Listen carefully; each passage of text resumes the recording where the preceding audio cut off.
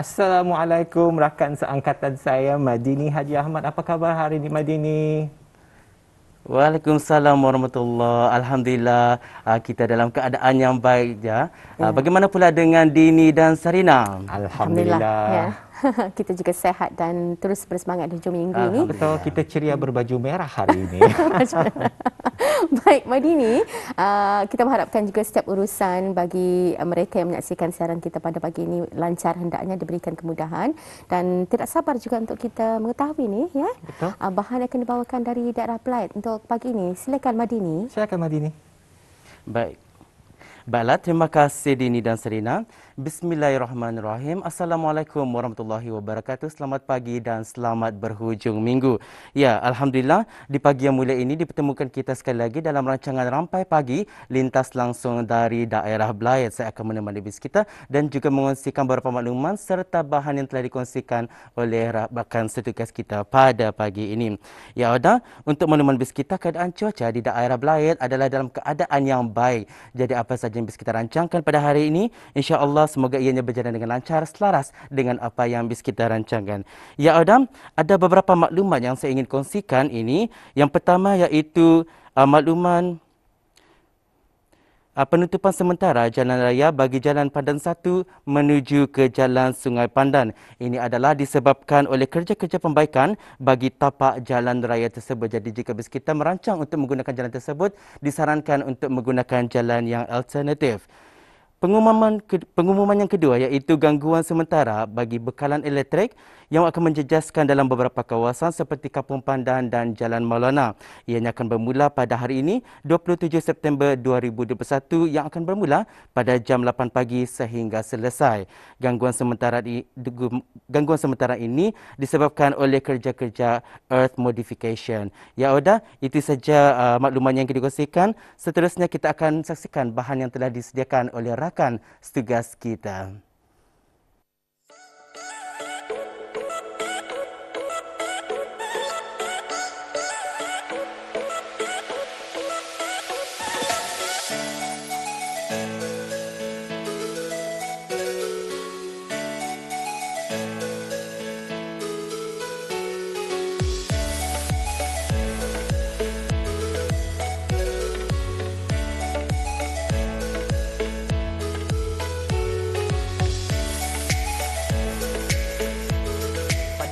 Aquaponik yang ada di belakang saya ini adalah satu sistem penanaman padi yang menggunakan kolam, di mana kolam itu diisi dengan ikan kali. Jadinya ikan kali itu akan membagi nutrisi kepada kesuburan padi itu.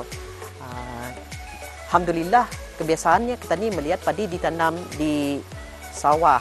Jadinya kita ni dapat juga membuktikan yang padi ini bukan saja ditanam di sawah tapi juga boleh ditanam menggunakan sistem aquaponik aneh.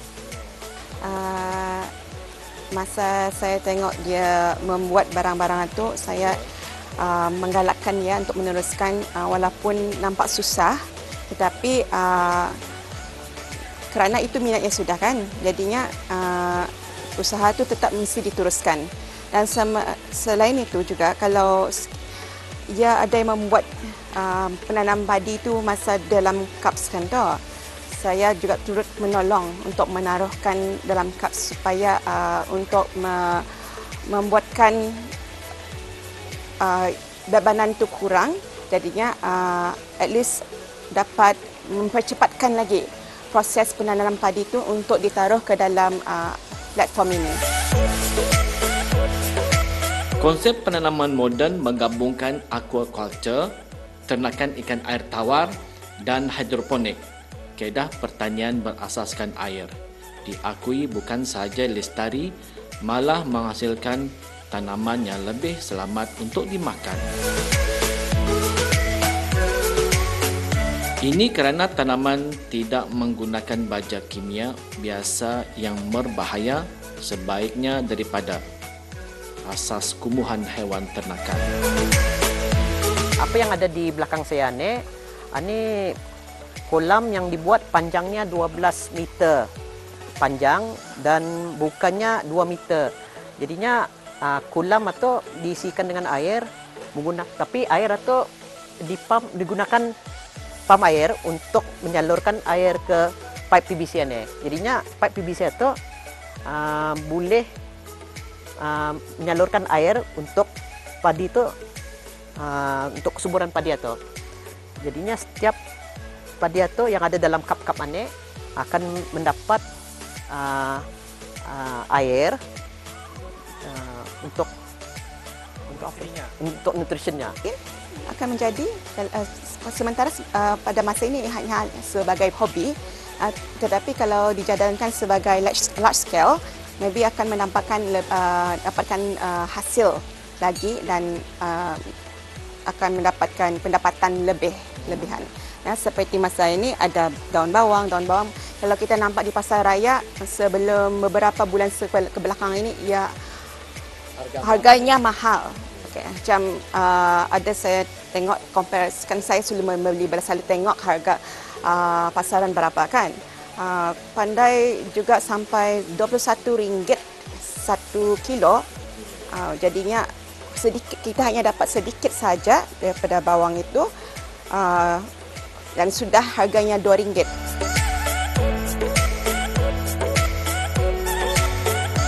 Kaedah penanam aquaponik ini menggunakan sistem simbiotik, iaitu menggabungkan ternakan ikan dan penanaman sayur dalam satu tempat bagi memanfaatkan ruang yang terhad.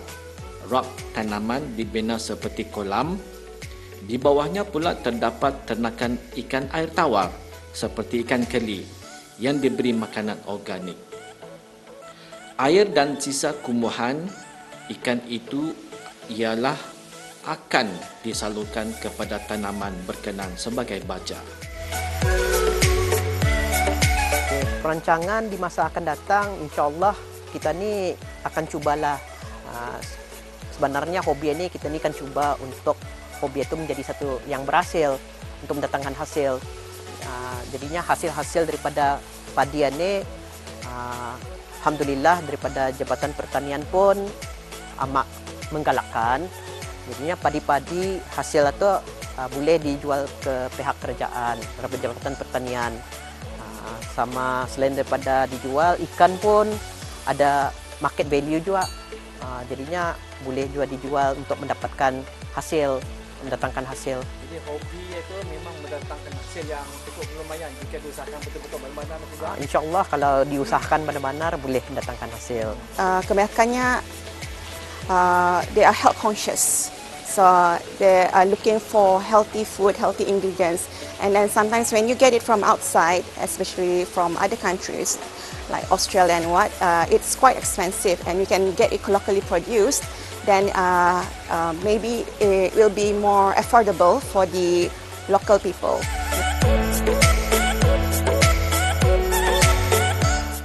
Penjagaannya juga cukup mudah, iaitu hanya memerlukan siraman air sekali seminggu dan kemudian ditunggu sehingga sayuran itu boleh dipetik. Sayuran yang lain juga dihasilkan juga bebas serangga dan penyakit kerana tanaman dalam bekas yang tertutup.